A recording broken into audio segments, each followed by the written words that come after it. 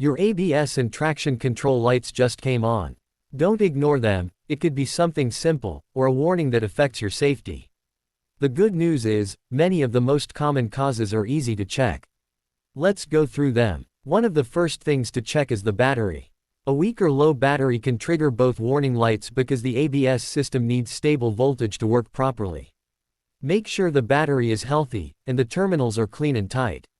Another very common cause is a bad wheel speed sensor.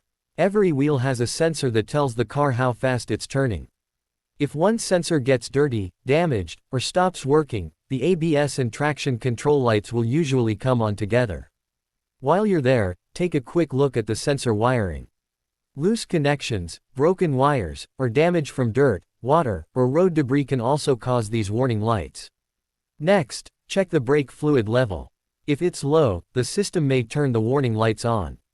If you find the level is dropping, make sure you also find the cause instead of simply topping it off. In some cases, the ABS control module or ABS pump may be faulty. This doesn't happen as often, but it's more common on older or high-mileage vehicles. If the lights appeared after replacing the battery or doing brake or suspension work, the system may just need a reset. Turn the engine off, disconnect the negative battery terminal for about 10 to 15 minutes, then reconnect it and start the vehicle. If the lights stay on, drive for a few minutes in a safe area. Some vehicles automatically clear temporary warning lights after completing a self-check. If the warning lights keep coming back, scan the ABS system with a diagnostic scanner. The fault code will tell you exactly where the problem is, making the repair much easier. And remember, clearing the warning lights without fixing the actual problem won't make it go away.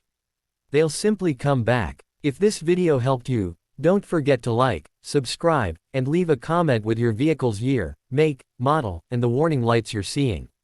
Thanks for watching, and I'll see you in the next video.